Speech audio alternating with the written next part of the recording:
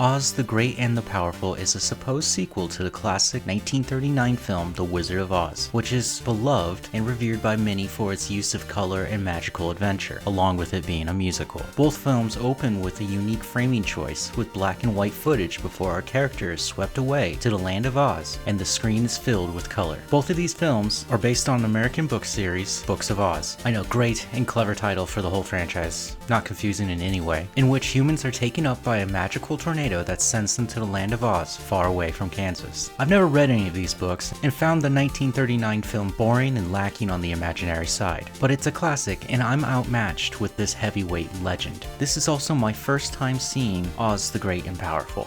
The film begins with a cheapskate hack of a magician who thinks of himself as a ladies' man at a circus performing his act. After failing to fool his audience, Oz, James Franco, leaves his tent where he meets a woman, Michelle Williams, whom he once swindled into working with him. She tells Oz she met a great man and wants to marry her. Oz, knowing he's not right for her, tells her to marry the man. This woman is Dorothy's mother. Being interrupted by his assistant, Zach Braff, that Oz needs to leave the circus grounds because two men are looking to hurt him. Oz then takes his bag and jumps into a hot air balloon to escape when a freak tornado comes along. It takes up the balloon and thrusts him into the land of Oz. We see how bright and colorful the world is, and how CGI heavy its inhabitants are, before he meets a beautiful witch, Theodora, Mila Kunis, who's happy to meet Oz and tells him that because he is a magician, a prophecy is true. He's come to save everyone from the wicked witch and become their king. She even confesses her love to him before the first date. Oz just goes with it despite the fact that he knows nothing of actual magic and only knows how to trick people. As they make their way to the kingdom Emerald City, they run into a flying talking monkey who's having some cowardly lion issues that Oz scares off using a red gas trick. The monkey, Finley, voiced by Zach Braff, happy the cowardly lion was scared off, swears his life to Oz as a debt. Together the three make it to the kingdom where Theodora introduces Oz to her sister, Evanora, the protector of Emerald City, who knows for a fact Oz is not what her sister thinks he is, and tells Oz he can be king of the city after he's defeated the wicked witch. Oz and Finley leave following the yellow brick road. Eventually they come upon a broken China girl doll named China Girl. It just feels all sorts of wrong saying that, and she's voiced by Joey King. Oz uses some super glue to fix her legs as she tells Oz and Finley that she's the last one left after the wicked witch and her posse of flying baboons have ravaged her village. The three leave again following the yellow brick road until they come upon a cemetery where they engage with the wicked witch, only to find out her name is Glinda, also Michelle Williams, and that the real threat to Oz is Evanora and her sister.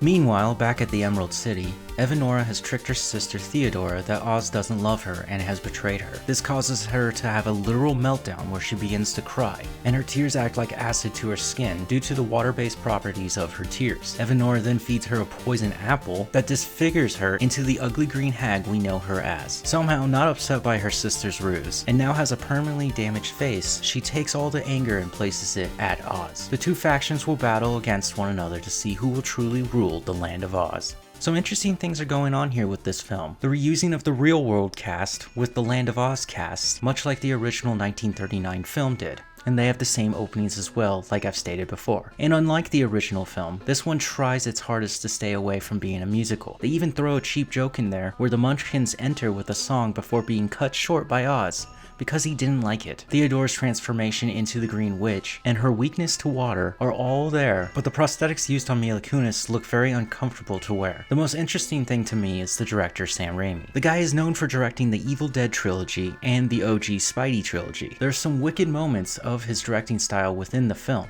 like Theodora on the broom leaving a trail of black smoke, much like Gobby on his glider. Or when Oz is brainstorming a plan and there are multiple shots overlaid at once on screen to show progression, like Peter drawing his costume while thinking about MJ and getting the super sweet car. Raimi is also the type of director who likes to work with the same people, such as James Franco, Bruce Campbell, and his brother Ted Raimi. When it comes to acting, the one who stands out the most is Mila Kunis as Theodora Evil, who gives it her all with movements such as gritting her teeth and the famous cackle of a witch. Everybody does exactly what the job requires of them, except for James Franco. Here in 2024, James Franco is not a well-liked actor for some horrible shit he allegedly did, but aside from that, this guy's acting is flat, and his emotional depths run dry like a desert creek. He's not charming, he's not funny, he's not even serious. James Franco is clearly phoning this performance in, and as the main character, it's a hindrance to the rest of the film.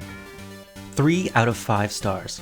Oz the Great and Powerful is a story that never needed to be a feature film. Does poorly when compared to the 1939 classic. Yes, the Land of Oz is magical and unique, but the story itself never has high stakes because we know the ending, of course.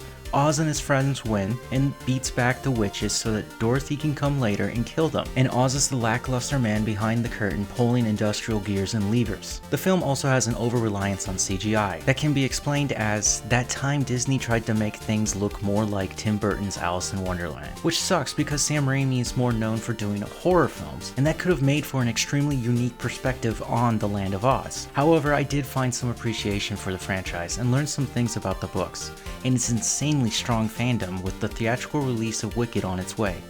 A fan fiction retelling of how Theodora and Glinda were once friends before becoming mortal enemies.